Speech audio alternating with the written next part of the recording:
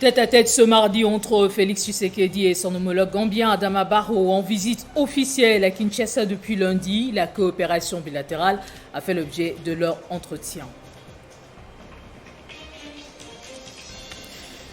Nous parlerons également de l'arrestation François Béa. Le collectif Free François Béa Kassonga appelle le chef de l'État à ordonner la libération immédiate et sans condition de son conseiller spécial en matière de sécurité. Déclaration faite ce mardi. Ville morte décrétée à Bukavu pour exiger la démission de Théo Ngwabidje. Quelle a été la situation après le mot d'ordre décrété? Détail tout à l'heure. C'est l'heure du journal et vous êtes nombreux à nous suivre. Très heureuse de vous retrouver pour vous informer. Après 3 semaines à l'anière, sans voir son juge naturel, des défenseurs des droits humains estiment que François Béa est un prisonnier politique victime d'un règlement de compte et demandent sa libération. Réunis au sein du collectif dénommé Free François Béa, ces jeunes défenseurs des droits humains appellent le chef de l'État en sa qualité de garant de la nation à ordonner la libération immédiate et sans condition de son conseiller spécial en matière de sécurité. Ce collectif Free François Béa s'inquiète de l'état de santé du conseiller spécial du chef de l'État en matière de sécurité qui, pour rappel, a été arrêté malade. Selon ce collectif, François Béa ne bénéficie d'aucun soin approprié et sa santé se dégrade chaque jour. Devant la presse, mardi à Kinshasa, le coordonnateur de cette structure, Victor Tessongo, a fustigé ce qu'il qualifie d'une détention arbitraire. Le collectif Free François Béa constate que jusqu'à présent, aucune arrestation autre n'a suivi et celle M. François Béa Kassonga est inquiété au risque et périr sous le sceau de la flagrance et la lenteur de l'enquête qui tarde à mettre à la lumière les autres participants à ces réunions précitées. Les agents de l'ANR ont perquisitionné l'hôtel Sultani où François Béa Kassonga aurait, soi-disant, le bureau fictif sans que le mis en cause ne sont présents ou légalement présentés, alors que l'hôtel affirme avec preuve qu'en dehors de son administration, il n'existe aucun bureau. Le 15 février 2022, M.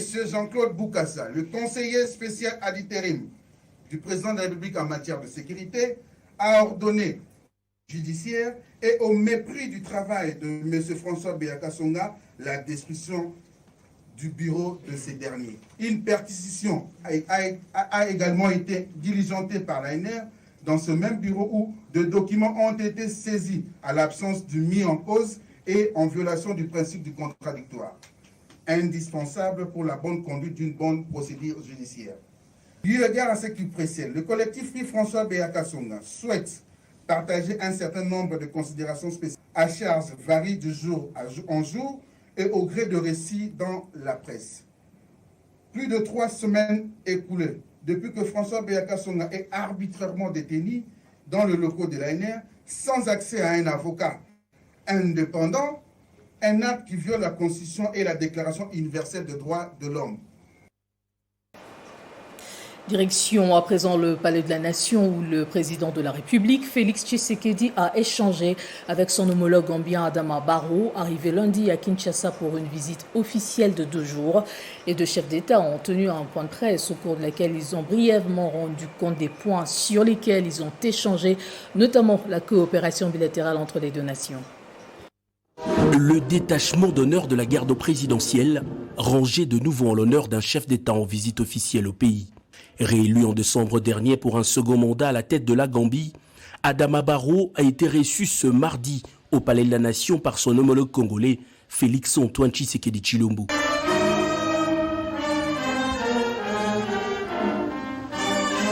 De blanc vêtu passant les troupes en revue sur le tapis rouge, le premier de Gambien a été après les honneurs convié à une séance de travail avec le président Tshisekedi, aux côtés bien sûr de leurs collaborateurs et experts respectifs.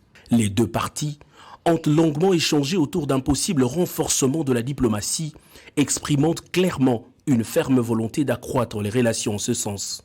Les 2 chefs d'État ont aussi au cours de leurs entretiens évoqué la question des opportunités d'affaires qui peuvent être développées dans divers secteurs pour renforcer les économies de 2 pays. Ici, nous avons épinglé en priorité le tourisme, Nous avons également épinglé le transport. Le président Adama s'est dit très intéressé à développer les relations au niveau des transports aériens surtout. En soutien aux options levées, les chefs d'État de la Gambie et de la République démocratique du Congo ont responsabilisé leurs ministres en charge des affaires étrangères pour activer les démarches pratiques. Dans un entretien en tête-à-tête, Félix-Antoine Tshisekedi Tshilombo a présenté à Adama Barrow ses vives félicitations pour sa récente réélection qui inscrit un peu plus la Gambie dans un processus de consolidation de sa démocratie. Cette première visite officielle du président Adama Barrow en République démocratique du Congo marque sans nul doute le début d'une nouvelle ère dans les relations entre Kinshasa et Banjul. Sécurité au Nord Kivu, les forces armées de la RDC annoncent avoir neutralisé 16 terroristes ADF. C'est au cours de la traque de cette force du mal au sud de la frontière Busunga et Nobilitié. Les FARDC ont également sauvé plus de 12 enfants des mains des brigands qui avaient fait d'eux esclaves sexuels et porte-charges lors de leur mouvement. Nous sommes justement en ligne avec le porte-parole des FARDC dans cette partie de l'Est, Anthony Mwalushai, pour en savoir un peu plus. Qu'en est-il et que s'est-il exactement passé lors de ce coup de force ? République démocratique du Congo FARDC ont pris à métaux les forces démocratiques et alliées ADF-MTM à 7 km du village Kikula. Et après échange des tirs, nous avons pris l'ascendance sur l'ennemi en neutralisant 18 combattants ADF-MTM, corps-vie et plus de 12 armes de guerre de type AK-47 et autres mitrailleuses de guerre. Nous avons récupéré plus de 12 de notre population qui était kidnappée par l'ennemi lors de son incursion dans les villages Kikula et aussi arrêté 4 terroristes ADF qui sont en train d'être pour l'instant exploités par nos services spécialisés.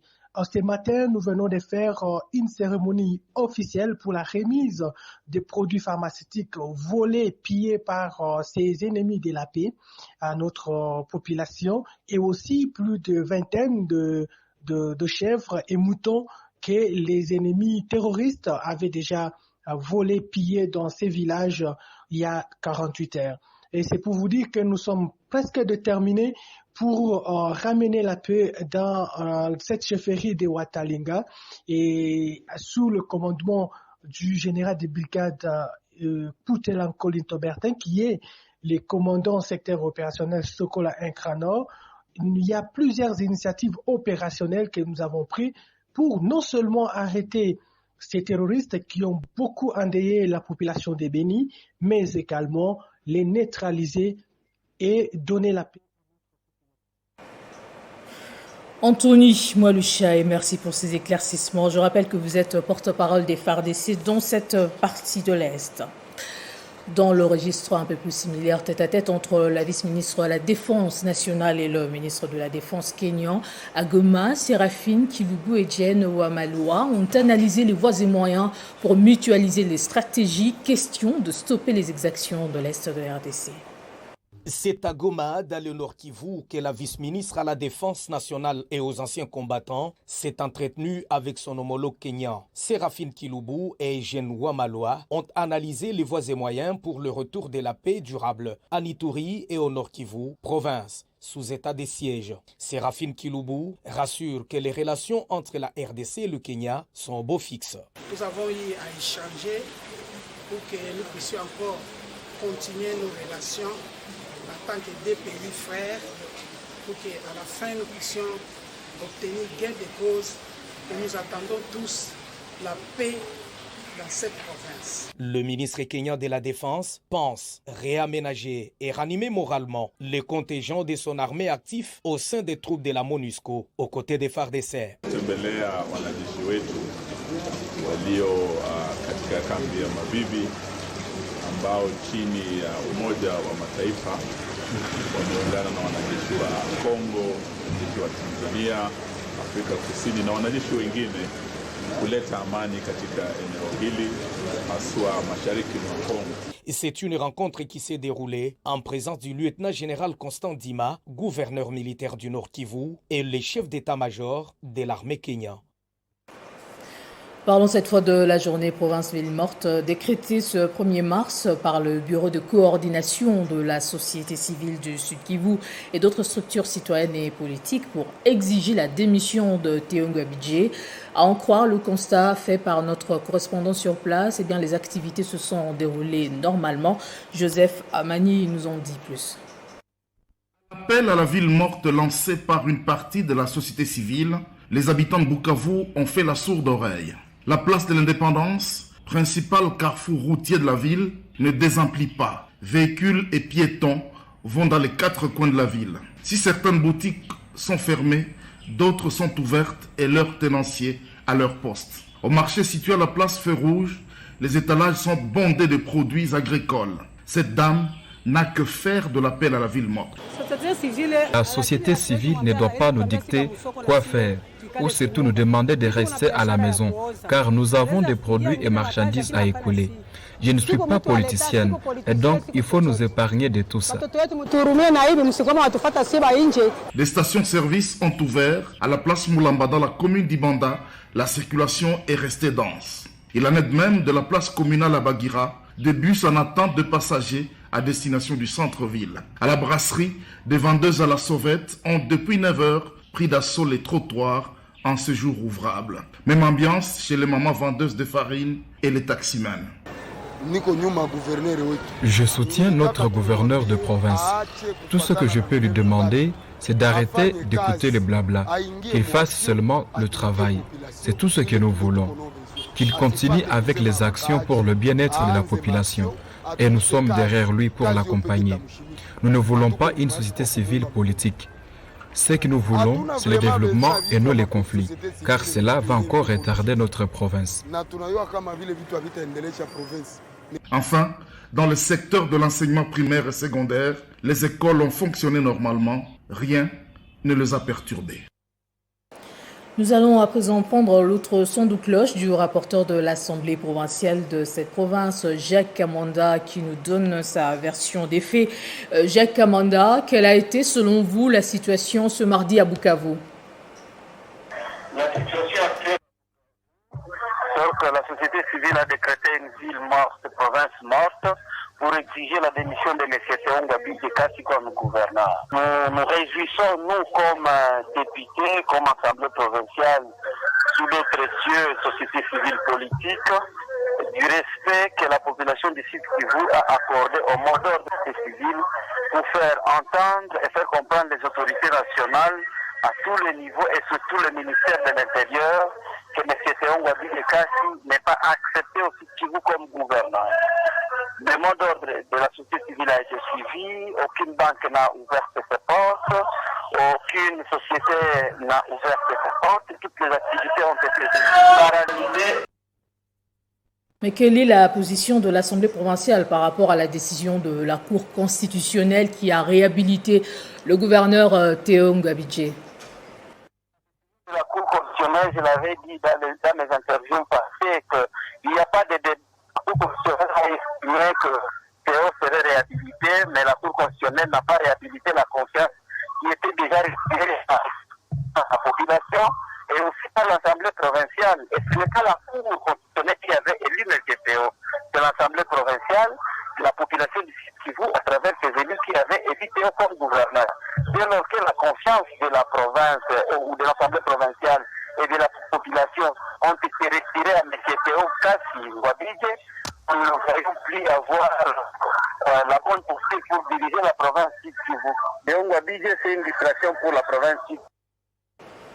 Merci Jacques Amanda pour ces informations. Je rappelle que vous êtes rapporteur de l'Assemblée provinciale du Sud Kivu. Rendons-nous dans le Holomami, où le gouverneur Kabamba Ilunga a procédé au lancement officiel des activités du mois de mars dédiées à la femme. Dans son speech, le chef de l'exécutif provincial a salué la contribution de la femme dans le développement de sa province.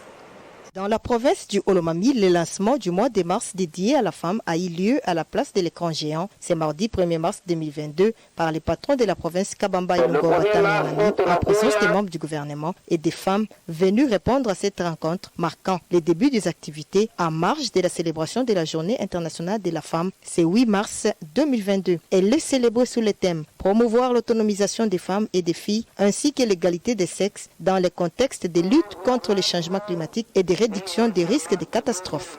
Dans ce mot du lancement, Kabamba Ilungo Batamianani, gouverneur Haï, rend un vibrant hommage au président de la République et chef de l'État, son Excellence Félix Antoine Tshisekedi Tshilombo, qui ne ménage aucun effort dans la promotion de la femme et de la jeune fille. Avant de louer la contribution des femmes et des filles du monde entier qui mènent l'offensive quant à l'adoption et la réponse au changement climatique et à leur atténuation en faveur de la construction d'un avenir plus durable, a-t-il ajouté. Il est essentiel de continuer à explorer les opportunités à exploiter ainsi que les contraintes à surmonter dans les moyens d'action mis à la disposition des femmes et des filles pour qu'elles fassent entendre leur voix et jouent un rôle égal dans la prise de décision. Sans l'égalité des sexes aujourd'hui, un avenir durable et un avenir égal restent hors de la portée.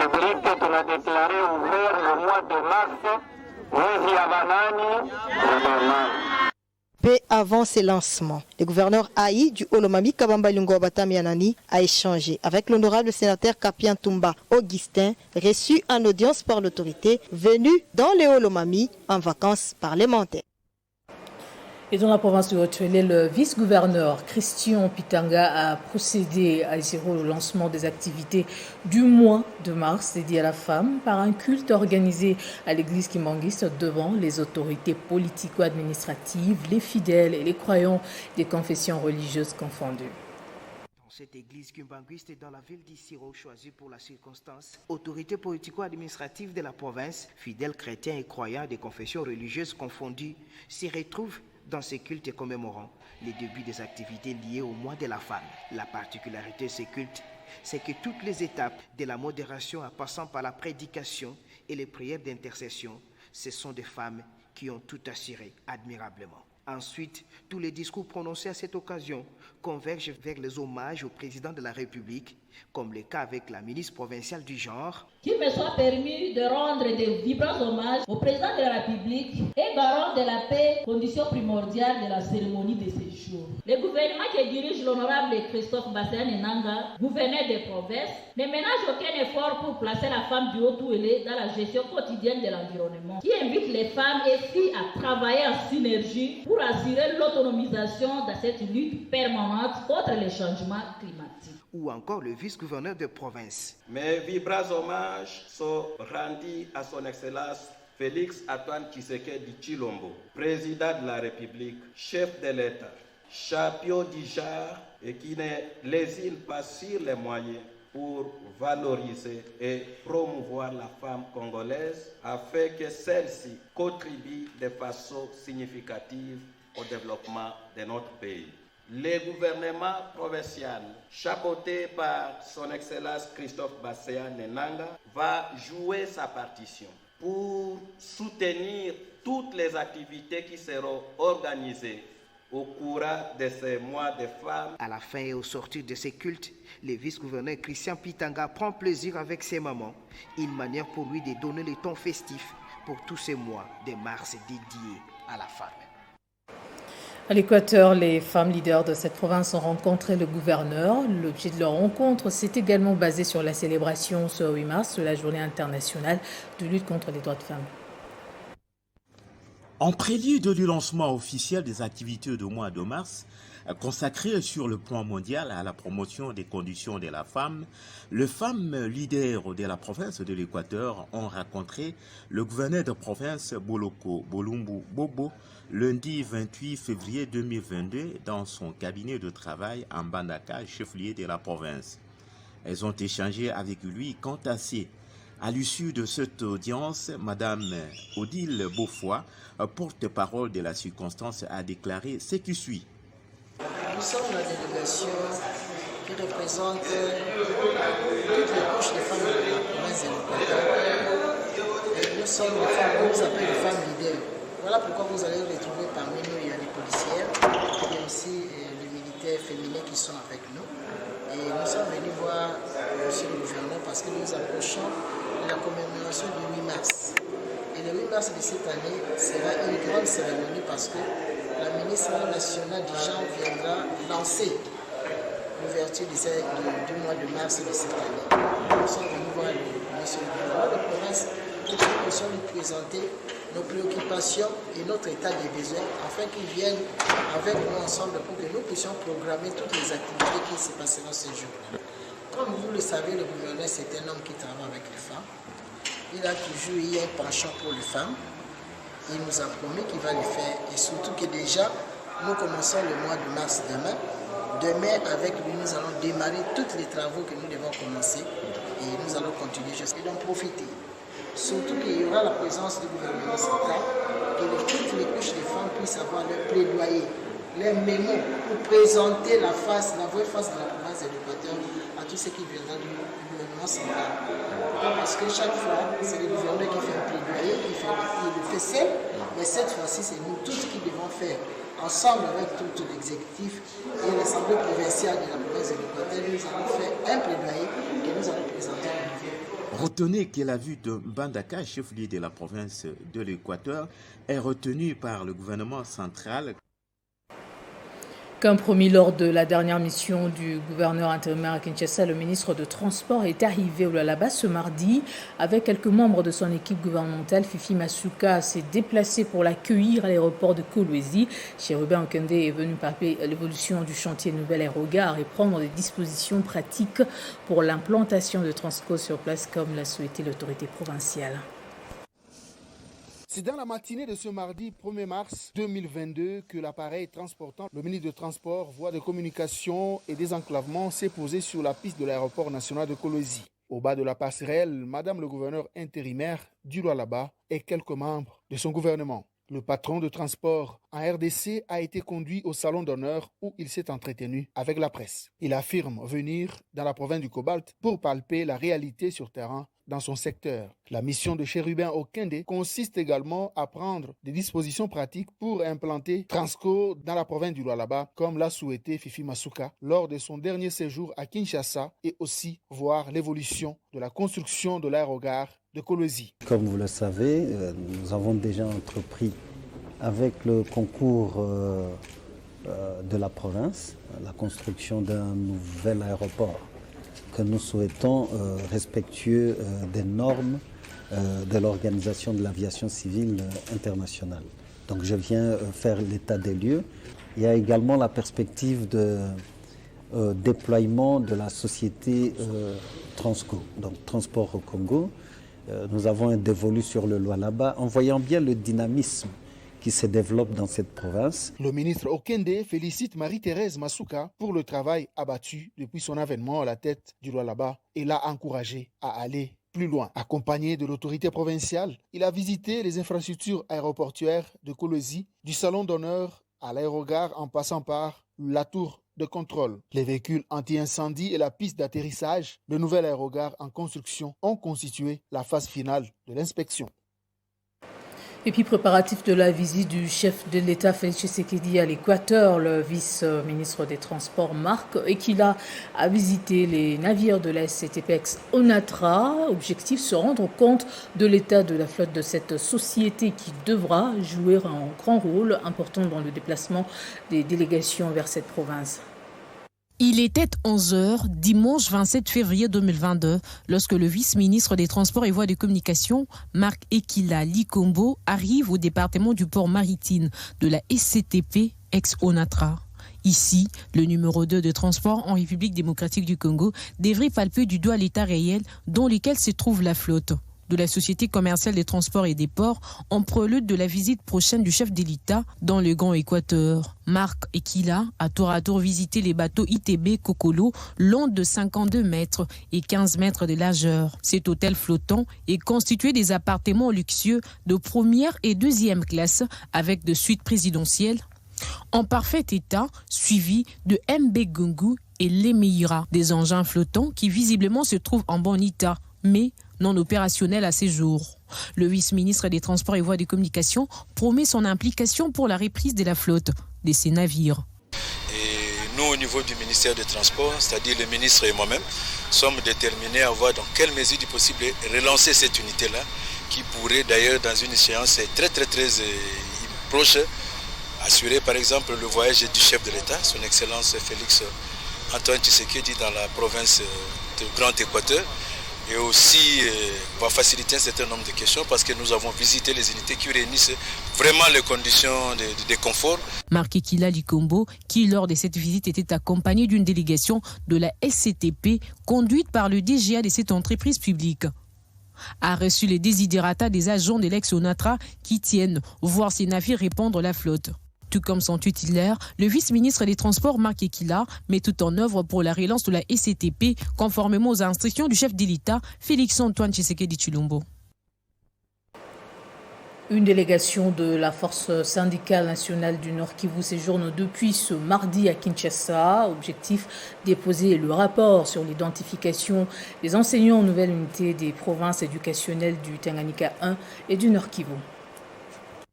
Cette délégation de la force syndicale nationale du Nord Kivu, qui a quitté Goma pour Kinshasa ce mardi, va dans la capitale congolaise pour rencontrer les autorités du ministère de l'enseignement primaire, secondaire et technique pour chercher des solutions aux problèmes des enseignants non payés et nouvelles unités. À Kinshasa, la délégation de la FOSINAT pourra ainsi remettre à l'autorité compétente son rapport sur l'identification des enseignants NU de la province éducationnelle du Tanganyika 1.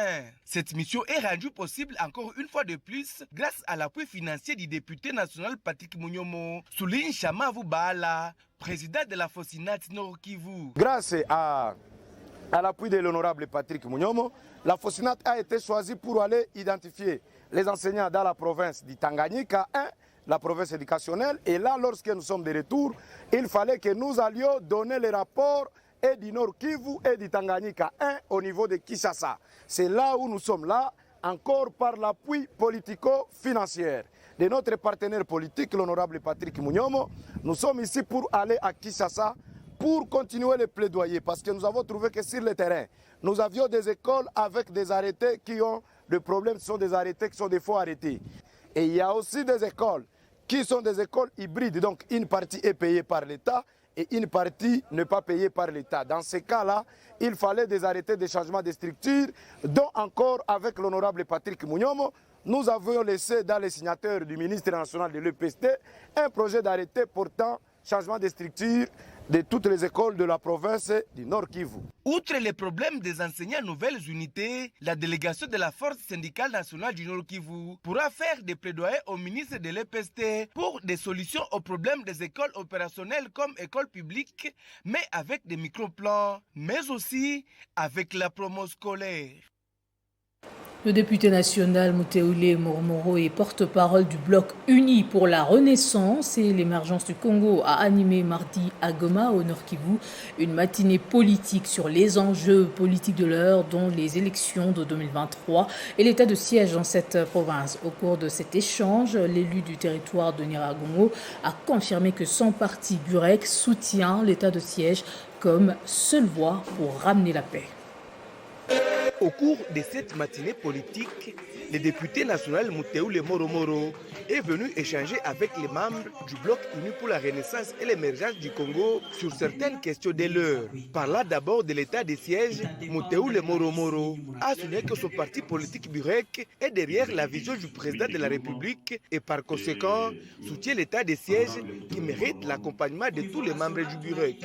Je voudrais premièrement rendre hommage au président de la République, Antoine Félix Tshisekedi Tshilombo, lui qui est le père de l'Union sacrée, et remercier l'autorité morale de mon parti politique, le BIREC, honorable Julien Paluku Kahongia, qui a adhéré à l'Union sacrée, et par voie de conséquence, nous tous, membres du BIREC, nous avons adhéré à l'Union sacrée, et par voie de conséquence, nous soutenons l'état de siège qui est le seul gage de la paix au Nord Kivu. Parlant des élections de 2023, l'élu du territoire de Nyiragongo a demandé aux membres de sa famille politique de se préparer pour ces élections. Et aujourd'hui, nous nous préparons pour les élections de 2023. Nous pensons que les élections ne s'improvisent pas, que tous ceux de nos camarades du BIREC qui ont des ambitions, qu'ils puissent les exprimer non seulement au parti, mais aussi au niveau de la base. Les membres du BIREC, parti cher au ministre de l'Industrie Julien Paluku, qui ont pris part à cette matinée politique, sont venus de la ville de Goma et d'une partie du territoire de Nyiragongo. Le ministre de la Santé poursuit sa tournée en province après avoir enregistré les doléances de la population du sud et nord Bangui. Jean-Jacques Mbungani a posé des actions en faveur de différents hôpitaux et centres de santé qu'il a visités durant sa mission d'itinérance, notamment l'inauguration d'une dizaine de centres de santé au sud au Bangui.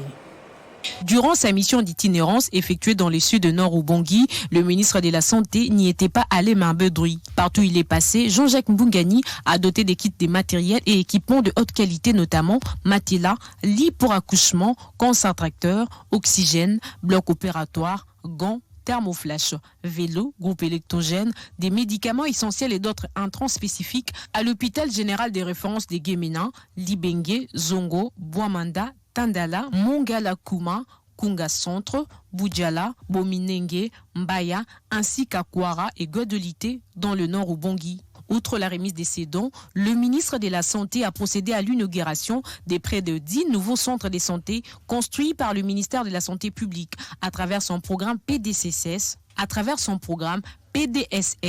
avec l'appui des partenaires financiers du ministère. L'offre de soins pour les populations ici de Zone. Au cours de son périple, le docteur Jean-Jacques Mbungani a fait également de dons de vélo à quelques femmes handicapées à Guémena 3 et à Boula, dans les secteurs de Mbanza, dans les territoires de Boudjala. Le ministre de la Santé a posé la pierre sur un terrain où sera érigé le bureau central de la zone de santé et hôpital général de référence de Boulou. La construction de cet édifice médical permettra à la zone de santé de quitter son statut de locataire pour devenir propriétaire. Combien de points louables à l'endroit de la zone de santé de Nagao. Des différents interlocuteurs ont profité de l'occasion pour lui soumettre leur cahier des charges. Des différents interlocuteurs ont profité de l'occasion pour lui soumettre leur cahier des charges dans lesquels ils expriment leurs difficultés et besoins avec espoir d'en trouver gain de cause. Dans leur mémorandum, les demandes étaient spécifiquement selon chaque zone de santé, mais d'une manière générale, les besoins concernent entre autres l'approvisionnement en médicaments, la prise en charge chirurgicale, besoins de morgue, les manques de lits, les moyens de mobilité, pour ne citer que cela. Au-delà du faible plateau technique, les problèmes des primes, salaires et mécanisation de nouvelles unités parmi les professionnels de santé ainsi que de personnel administratif font également partie de leurs revendications. Très attentif, le ministre de la Santé a pris à cœur les préoccupations après un constat global de la situation sanitaire dans cette partie du pays. De son côté, Jonathan Bialusuka poursuit sa tournée intercommunale ici à Kinshasa. Dimanche dernier, l'autorité morale de l'Alliance pour la bonne gouvernance s'est rendue à Delvaux dans la commune de Ngaliema. Comme un peu partout, la BG a transmis le même message, celui de se préparer pour 2023 pour donner à Félix Tshisekedi un nouveau mandat.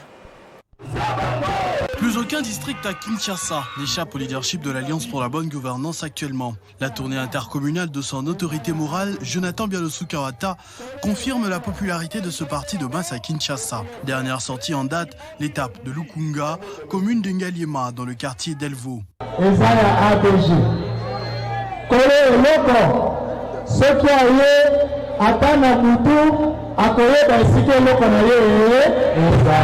Ici, comme partout ailleurs, des milliers de militants se sentent mobilisés allant de l'avenue Lalou jusqu'au terrain de l'église Missioni pour accueillir l'homme fort de Kinshasa, porteur de la vision du président de la République, Félix Tshisekedi, qu'il compte absolument faire réélire en 2023, vu sa crise de la situation sociologique de la ville.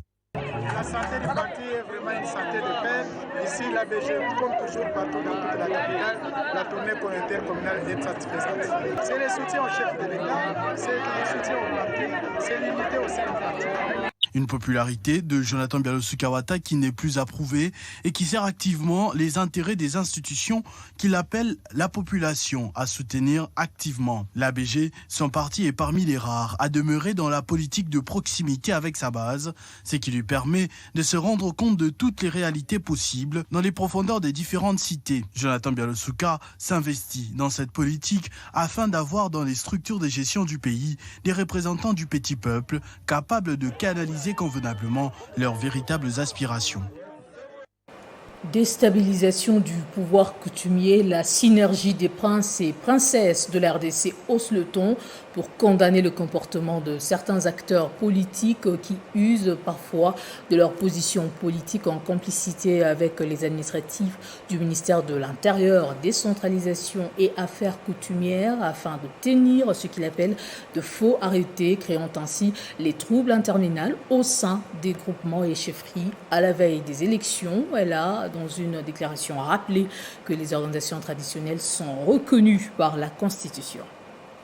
Nous, princes et princesses, issus des familles régnantes de 26 provinces de la République démocratique du Congo, nous avons constaté avec beaucoup d'amertume que depuis 2006 jusqu'à ce jour, un système est mis en place pour qu'à chaque veille des élections, ces politiciens verraient créer des entités de fait pour placer le leur comme chef coutumier, chef de groupement et chef de chefferie en fait d'assouvir leurs intérêts égoïstes.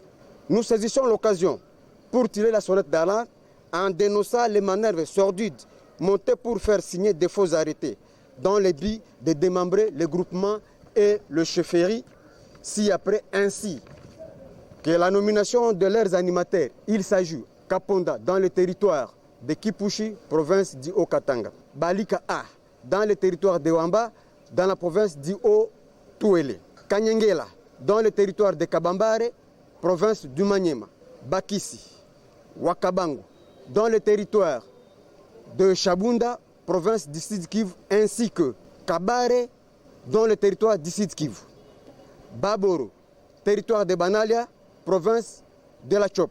À cela s'ajoutent les menaces de mort et d'entête à l'intégrité physique de certains de chefs coutumiers responsables de nos entités et trônes, au risque de réaviver les phénomènes Kamona Sapou de triste mémoire dans plusieurs provinces. Nous appelons à la prudence et à la vigilance de l'ensemble du peuple congolais et plus particulièrement le président de la République, chef de l'État, garant de la paix et allié naturel de chefs coutumiers. On va prendre le rappel des titres avant de nous quitter.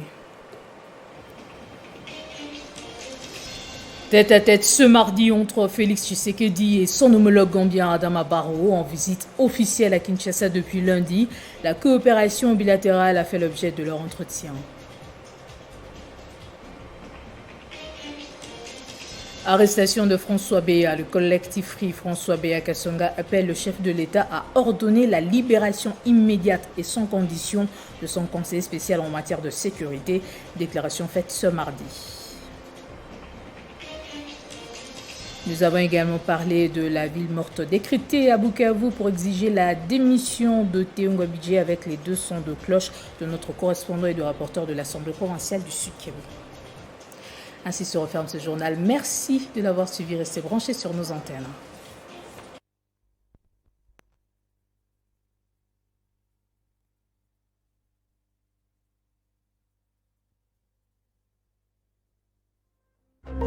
Téléchargez les infos Télé 50 sur www.télé50.cd.